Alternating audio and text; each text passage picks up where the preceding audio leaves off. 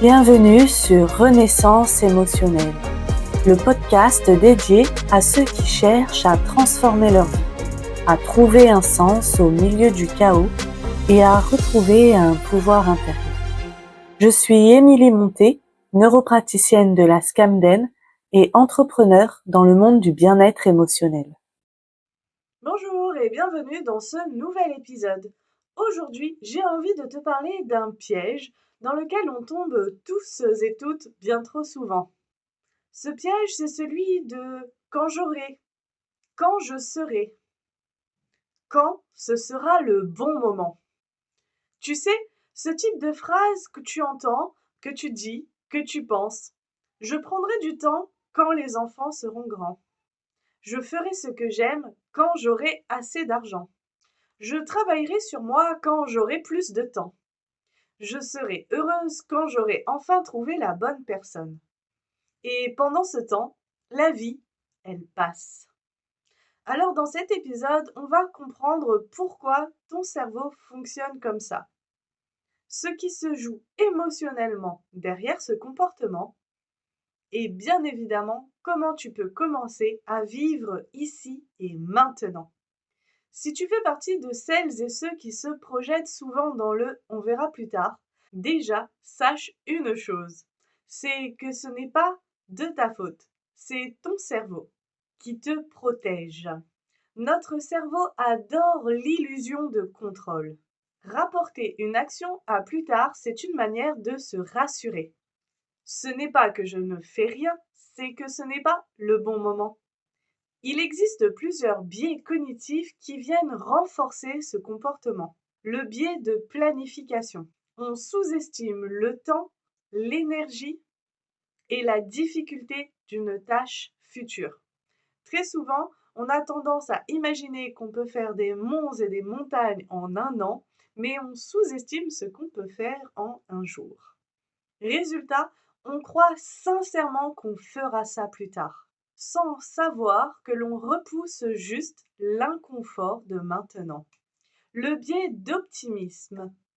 On croit que demain, on sera plus motivé, plus en forme, plus joyeux.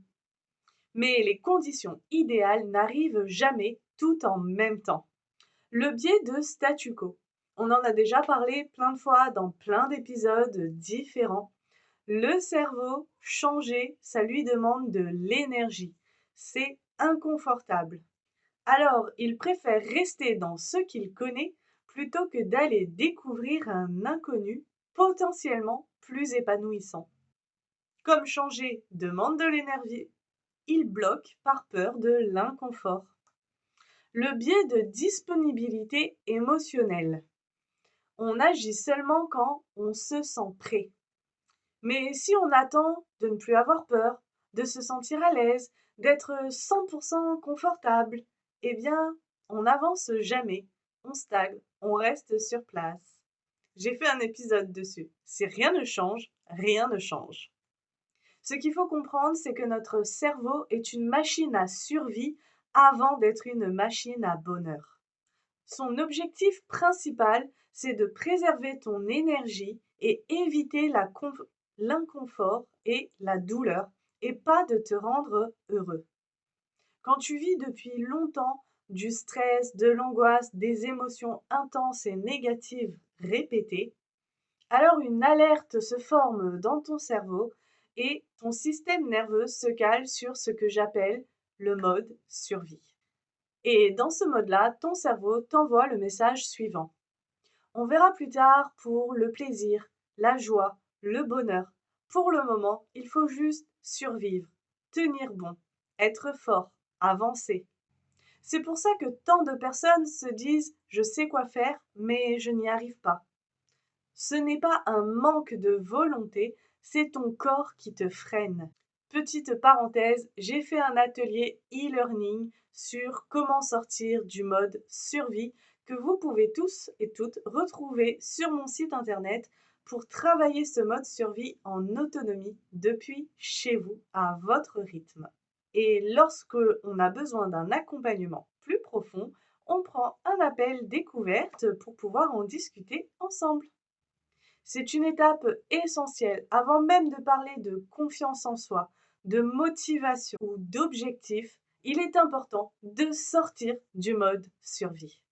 Que ce soit dans cet atelier ou dans mes accompagnements, je t'apprends à désactiver cette alerte intérieure, retrouver de la sécurité dans ton corps pour pouvoir enfin agir sans forcer. Et si tu veux commencer à vivre ici et maintenant sans plus attendre, voici une clé concrète à appliquer dès maintenant. Pose-toi cette question. Qu'est-ce que je peux faire ici et maintenant à ma mesure pour me rapprocher un peu de la vie que je veux? Pas demain, pas dans 3 mois, mais ici et maintenant. Par exemple, tu rêves de sérénité et de temps pour toi. Éteins ton téléphone 10 minutes et respire. Tu veux être plus en forme et te sentir mieux dans ton corps? Bois un verre d'eau et fais quelques étirements. Tu veux ressentir plus d'amour, un lien de connexion? Envoie un message à une personne que tu apprécies pour te reconnecter à autrui. Tu veux apprendre à t'écouter davantage? Écris 3 lignes sur ton état interne du jour. L'idée ici, c'est de réhabituer ton cerveau à l'action douce et immédiate, à lui prouver que la sécurité ne dépend plus du contrôle ou du plus tard, mais de ton ancrage dans le maintenant. Parce que ta vie, elle est déjà là, elle est en train de passer, elle est en train d'être vécue. Le monde continue de tourner, la vie ne s'arrête pas et ne t'attend pas.